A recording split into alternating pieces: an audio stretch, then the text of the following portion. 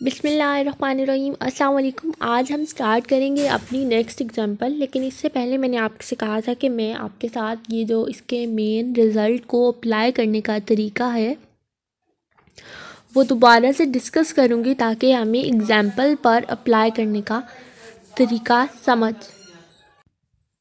आ जाए। ठीक है, अब हम चेक कर लेते हैं इसके 3 पॉइंट्स है जिनको सामने रख के अपनी एग्जांपल को स्टार्ट करना है। तो सबसे पहला पॉइंट था कि आपने सबसे पहले फंक्शन की कन्वर्जेंट चेक करनी है कि आपका फंक्शन कन्वर्ज कर रहा है कि नहीं कर रहा, और दूसरी बात थी कि आपने उसकी डिफरेंशिएशन चेक करनी है, फंक्शन का डेरिवेटिव लेना है, और अगर वो वाली सीरीज़ भी कन्वर्ज करती हैं तो हम कहेंगे कि डिफरेंशिएशन भी जो है वो टर्म बाय टर्म जो हो सकती है। अब हम इसकी एग्जांपल की तरफ चलते हैं। पहले आपने फंक्शन की कन्वर्जेंट चेक करनी है, फंक्शन कन्वर्ज करता है यूनिफॉर्मली कि नहीं, फिर आपने उसका डेरिवेटिव लेना है। तो आप देखिए आपके पास फंक्शन है -1 की पावर में n 1/n cos x/n। अब आपने सिंपल इसको अभी चेक कर लेना है कि आपका फंक्शन कन्वर्ज करता है कि नहीं करता। देखें, अगर हम इस पॉइंट को देखें, ये वाले पॉइंट को चेक करें तो अच्छा इसको ऐसे करते हैं जी। अच्छा जी, अगर हम इस पॉइंट को चेक करें तो देखें 1/n है आपके पास, तो 1/n एक डाइवर्जेंट सीरीज़ होती हैं, हार्मोनिक सीरीज़ जिनको हम कहते हैं। तो देखिए अगर हम 1/n की कन्वर्जेंट यहाँ पर कहेंगे, ये 1/n सीरीज़ कन्वर्ज कर रही हैं तो हमारा फंक्शन जो है वो कन्वर्ज कर जाएगा। क्यों हम 1/n, तो हमें पता है कि एक यूनिफॉर्मली एक हार्मोनिक सीरीज़ होती हैं और वो एक डाइवर्जेंट सीरीज़ होती हैं, तो हम इसको कन्वर्ज किस तरह से कह लेंगे, क्योंकि यहाँ पर आपके पास -1 की पावर में n है साथ, तो आप n की कोई भी वैल्यू लेंगे आपके पास n की डिफरेंट वैल्यूज़ आएंगी, तो हम कहेंगे कि -1 की पावर में n 1/n less than infinity value देता है, तो हम कहेंगे कि सीरीज़ कन्वर्ज कर गई हैं। पहली बात ट्रू हो गई कि हमारा फंक्शन कन्वर्ज करता है। देन दूसरी बात आपने चेक करनी थी कि क्या उसका डेरिवेटिव भी कन्वर्ज करेगा या नहीं करेगा। अब वो चेक कर लेते हैं हम। चलें, डेरिवेटिव लेते हैं इस फंक्शन का। जब आपने -1 की पावर में n का डेरिवेटिव लिया, इस फंक्शन का डेरिवेटिव जब आपने लेना है तो आपके पास ये वाले फंक्शन का -1 की पावर में n एज इट इज़ आ जाएगा। ठीक है, देन आपके पास साइन 1/n एक कॉन्स्टेंट फंक्शन है, क्योंकि आप x की रिस्पेक्ट से डेरिवेटिव लेंगे, कॉस का डेरिवेटिव आपके पास साइन हो जाएगा, साइन x/n, और आप x/n का अगेन डेरिवेटिव लेंगे तो ये आपके पास 1/n आएगा, कॉस का डेरिवेटिव माइनस साइन। ठीक है, अब ये आपके पास माइनस साइन x/n 1/n, ये 1/n और ये 1/n आपके पास 1/n का स्क्वायर हो जाएगा। अब देखेंगे ये माइनस का साइन है, मतलब कि आपको मैं इसको थोड़ा ख़त्म करके आपको बता दूँ ताकि आपको नज़र आ सके। ये देखिए -1 की पावर में n आपके पास स्टार्टिंग में भी है, इसको ऐसे कर लेते हैं, थोड़ा जूम कम हो जाएगा लेकिन मैं आपको समझाने की कोशिश करती हूँ कि समझ आ जाए। देखिए -1 की पावर में n आपके पास इधर भी था, स्टार्टिंग में भी था, और एक -1 आपके पास और भी आ गया, वो तो आपके पास स्क्वायर बन गया, -1 आया। अब देखें इसकी पावर में 1 है तो ये -1 की पावर में n+1 बन जाएगा। बाकी 1/n का स्क्वायर भी बन गया था और sin x/n उसका डेरिवेटिव। तो आप कंफ्यूज हो सकते हैं कि ये उन्होंने ये टर्म किस तरह से लिख दिया, तो ये उन्होंने इस तरह से लिखी है, -1 की पावर में n+1 उनका फंक्शन में चला गया है। ठीक हो गया। अब देखिए, अब वो कहता है कि हमने डिफ्रेंशिएट कर लिया। डिफ्रेंशिएट करने के बाद कहा कि हमारे पास एक कंटिन्यूस फंक्शन है, the series converges uniformly by Weierstrass M test. अब वायस्ट्रास एम टेस्ट क्या था, अगर आपको याद हो तो वायस्ट्रास एम टेस्ट में हम डोमिनेटेड सीरीज, वायस्ट्रास एम टेस्ट एक ऐसा फंक्शन टेस्ट होता है जिसमें सिर्फ एन टर्म को आप देखते हैं, एक्स टर्म नहीं वहाँ पे ली जाती। तो आप इस फंक्शन में से सिर्फ एन वाली टर्म देखेंगे जिसमें कोई एक्स नहीं आ रहा, तो 1/n का स्क्वायर है। अगर आप इसके ऊपर वायस्ट्रास एम टेस्ट लगाएं तो आपके पास 1/n का स्क्वायर, पी टेस्ट हमने देखा था, वाइस्टर सैम टेस्ट में हम पी सीरीज टेस्ट देखते हैं। तो अगर आपके पास वैल्यू ग्रेटर देन 1 हो तो सीरीज कन्वर्ट करती हैं। तो देखें 2 वैल्यू है, डिनोमिनेटर में n का स्क्वायर है, तो 2 जो है वो आपके पास ग्रेटर देन 1 है, तो सीरीज आपकी वाइस्टर सैम टेस्ट से कन्वर्ट कर जाएंगी। तो ये उन्होंने यही बात लिखी है कि आपका फंक्शन जो है वो कन्वर्ट करता है, यही चीज़ बात लिखी हुई है। उसके बाद है consequently the series converges uniformly on any every finite interval to a differentiable function.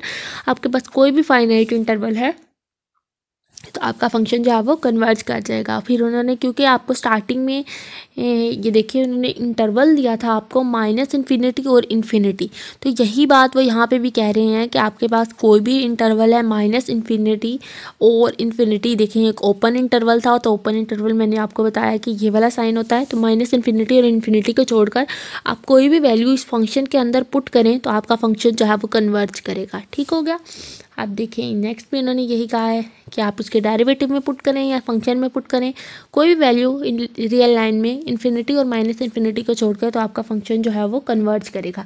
अब हम नेक्स्ट एग्जांपल की तरफ चलते हैं। नेक्स्ट एग्जांपल में वो कह रहे हैं कि कंसीडर द सीरीज x की पावर में n ओवर n फैक्टोरियल इसके इक्वल है। किस चीज़ के इक्वल हैं जी? 1 प्लस, देखें x की पावर में n, जब आप x की पावर में 0 पुट करेंगे, पहले हम क्वेश्चन को समझते हैं फिर हम नेक्स्ट जाएंगे। जब हम x की पावर में 0 पुट करेंगे तो 1 आएगा, फिर हम x की पावर में 1 पुट करेंगे तो x आएगा, x की पावर में 2 पुट करेंगे तो x का स्क्वायर, फिर x की पावर में 3 पुट करेंगे तो x का क्यूब। इसी तरह से n फैक्टोरियल की वैल्यू नीचे भी 1, ये तो वैल्यू जो है वो x की पावर में 0 पुट किया तो 1 हो गया, फिर 1 पुट किया 1, इसके नीचे 1 का फैक्टोरियल, फिर इधर 2 का फैक्टोरियल 3। इसी तरह से इन्होंने इस वैल्यूज़ को रिड्यूस किया है, इसकी फ्रैक्शन को इस तरह से रिड्यूस किया है। ठीक है। अब वो कहता है कि ये दोनों टर्म्स इक्वल हैं और आपने बताना है कि यूनिफॉर्मली कन्वर्ज करती हैं टर्म बाय टर्म, मतलब कि जब भी टर्म बाय टर्म आ जाए मतलब कि वो कन्वर्ज भी करती है और उसका डिफरेंशिएशन से वो कंटिन्यूस फंक्शन होगा और वो भी कन्वर्ज करेगा। ठीक है। डेरिवेटिव लेने के बाद भी वो कन्वर्ज करेंगी।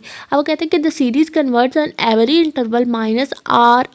आपके पास एक क्लोज इंटरवल है, वो किस इस इंटरवल पर जो है वो वाइस्टर टेस्ट से जो है वो कन्वर्ज करती हैं। देखें कि हमने इससे पहले ये हम देख चुके हैं कि हमारा फंक्शन किस तरह से जो है वो कन्वर्ज किया था। देखिए वो यहाँ पर n = 0 से इन्फिनिटी तक आपका इंटरवल है और वो कहता है कि अगर हम यहाँ पर थोड़ा सा इसको ख़त्म करते हैं।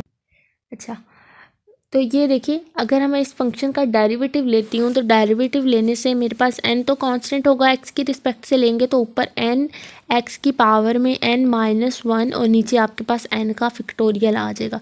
देखें यहाँ पर हमने ये फंक्शन का डेरिवेटिव लिया तो मेरे पास फंक्शन की जो वैल्यूज़ थी, समीशन का साइन था वो n = 0 टू इन्फिनिटी था। तो हम क्या करेंगे, वैल्यूज़ को रिप्लेस कर देंगे, n को n+1 से रिप्लेस कर देंगे। जब मैं इस n को n+1 से रिप्लेस करूँगी तो देखिए मैं यहाँ पर ही कर देती हूँ ताकि बार बार लिखना ना पड़े। यहाँ पे समझाना थोड़ा मुश्किल होता है लेकिन मैं कोशिश करूँगी कि आपको समझ आ जाए। देखें अच्छा जी, यहाँ भी मेरे पास क्या हो जाएगा, n+1 हो जाएगा। n क्योंकि मैं इसकी टर्म्स को चेंज कर रही हूँ, n = 0 था तो n+1, n का फैक्टोरियल था, जब फैक्टोरियल को ओपन करूँगी तो n+1 मैंने लिख दिया। ठीक हो गया, n+1 का फैक्टोरियल। अब आपने कहना है कि ये वाली सीरीज़ जो है वो आपके पास कन्वर्ज करेंगी, किस तरह से कन्वर्ज करेंगी, बाय रेशो टेस्ट से। तो उसने क्या किया कि उसका क्योंकि इंटरवल -r और r के मतलब उसका डोमेन r और r के दरमियान में था तो उसने x को r से रिप्लेस कर दिया। जब x को r से रिप्लेस किया तो आपके पास पहले तो आप इसके ऊपर मॉड अप्लाई करें, मॉड ऑफ x की पावर में n हो गया, x की को रिप्लेस करके r लिखा, r की पावर में n/n फैक्टोरियल। फिर आपने कहा कि ये वाली सीरीज ∞ है by for all r by ratio test. तो रेशो टेस्ट क्या होता था, रेशो टेस्ट होता था आपके पास 1/r = limit n approaches to infinity, एक सब्सक्रिप्ट में आप n+1 और डिवाइडेड बाय an लिखते थे, तो वो आपके पास एक रेशियो टेस्ट होता था। वो देखें, अगर हम कहता है कि ये वाली सीरीज़ अगर इन्फिनिटी से छोटी हैं, इन्फिनिटी से लेस वैल्यू देती हैं, तो ये सीरीज़ कन्वर्ज कर जाएंगी। तो कुछ एग्जांपल ऐसी होती हैं जिनको आप वैल्यूज़ पुट करके समझना स्टार्ट करें ना, तो आपको समझ आने लग पड़ती है। ये इन्होंने एक डायरेक्ट लिख दिया है, तो आप भी कंफ्यूज हो रहे होंगे कि किस तरह से लेस दैन इन्फिनिटी है। तो आप कोई भी रियल लाइन में से वैल्यू उठाकर इसकी वैल्यूज़ को चेक करना स्टार्ट करें, तो वो हमेशा इन्फिनिटी से छोटी वैल्यू देगी। तो इन्फिनिटी तो आपके रियल लाइन पे आप खुद सोच सकते हैं कि इन्फिनिटी किधर आता है और किधर उसकी वैल्यू आती है, तो इन्फिनिटी से हमेशा छोटी वैल्यू होगी। अब वो कहता है कि ये सीरीज़ कन्वर्ज तो कर गई है, अब आपने इसका डेरिवेटिव लेना है। जब आपने इसका डेरिवेटिव लेना है term by term yield the series, तो आपके पास x की पावर में n-1 और n-1 का फैक्टोरियल। कहता है कि ये वाली चीज़ और ये वाली चीज़ दोनों सेम है। किस तरह से सेम है? जब हमने n को, पहले आपका n 0 से इन्फिनिटी था, अब आपका n देखें, n आपका किधर से आ रहा है, n आपका 1 से इन्फिनिटी आ रहा है।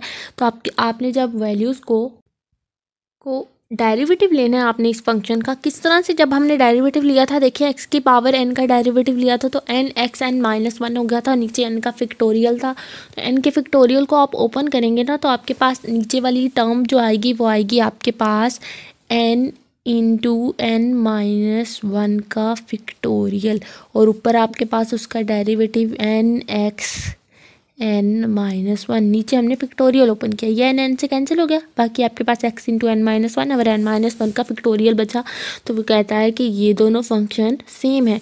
देखिए सेम किस तरह से है, देखिए यहाँ पर आपके पास n=1 से आपका फंक्शन स्टार्ट हो रहा है, n=1 से, यहाँ पर n=0 से फंक्शन स्टार्ट हो रहा है। देखिए अगर मैं यहाँ पर 1 पुट कर देती हूँ n की जगह पे, तो x 1 - 1 0, x की पावर में 0 हो जाएगा, डिवाइडेड बाय n की जगह पे 1 - 1 का फैक्टोरियल हो जाएगा। इसी तरह यहाँ n=0 से स्टार्ट होता है, तो x की पावर में 0 और 0 का फैक्टोरियल। तो ये देखें दोनों चीज़ें सेम हो गया, 1 - 1 यहाँ पे भी 0 आएगा, तो दोनों फंक्शन सेम है। तो इस तरह से वो कह रहा है कि आप इन दोनों फंक्शंस को सेम कर रखेंगे और आपका फंक्शन जो है वो डेरिवेटिव भी एग्जिस्ट करेगा, और टर्म बाय टर्म से हमने चेक किया कि फंक्शन जो है वो कन्वर्ज भी करता है और डिफ्रेंशिएट भी हो गया। उसके बाद जो नेक्स्ट एग्जांपल है वो उसमें देख लें, सेम इसी तरह की कोई एग्जांपल है, उसको हमने क्या करना है हम चेक कर लेते हैं जी। Therefore the differentiated series are also uniformly convergent for, ये उसी का पार्ट है। अच्छा, for on -r to r for every r, so the term by term differentiation is legitimate, और उसका डेरिवेटिव जो है वो उसी वैल्यू के इक्वल आता है। तो जो ये बात यहाँ पे लिखी हुई है, फंक्शन का डेरिवेटिव लेने से जो हमारे पास वैल्यू आई और फंक्शन के क्वेश्चन में जो हमारे पास वैल्यू थी, दोनों वैल्यूज़ इक्वल आई हैं। और वो कहता है कि फंक्शन को आपने जब चेक किया डिफ्रेंशिएट करके, तो वो भी यूनिफॉर्मली कन्वर्ज हो गया और आपके पास उसका डेरिवेटिव इक्वल आया। This is not surprising if you recognise कि e(x) is equal to e की पावर x। अब देखें वो कहता है कि अगर आप कोई भी वैल्यू ले लेना, तो ऐसे नहीं हो सकता कि आपके पास फंक्शन का डेरिवेटिव यूनिफॉर्मली कन्वर्ज कर रहा है टर्म बाय टर्म से। तो अगर आप e(x) की वैल्यू को e की पावर x ले लेते हैं, क्या मतलब है कि आपके पास e(x) की जो वैल्यू है, e(x) जो उन्होंने वैल्यू लिखी है वो तो एक इरेशनल नंबर है, और अगर आप उसको डिफ्रेंशिएशन करके चेक करें तो आप कोई सरप्राइजिंग वैल्यू नहीं आएगी, सेम उसी तरह की वैल्यू आएगी। देखें अगर हम e(x) का डेरिवेटिव भी लें तो आपके पास जो है वो e(x) का डेरिवेटिव e(x) ही आएगा। तो e का डेरिवेटिव ऑफ x और e(x) दोनों इक्वल आए हैं, ये मत इस लाइन का मतलब है।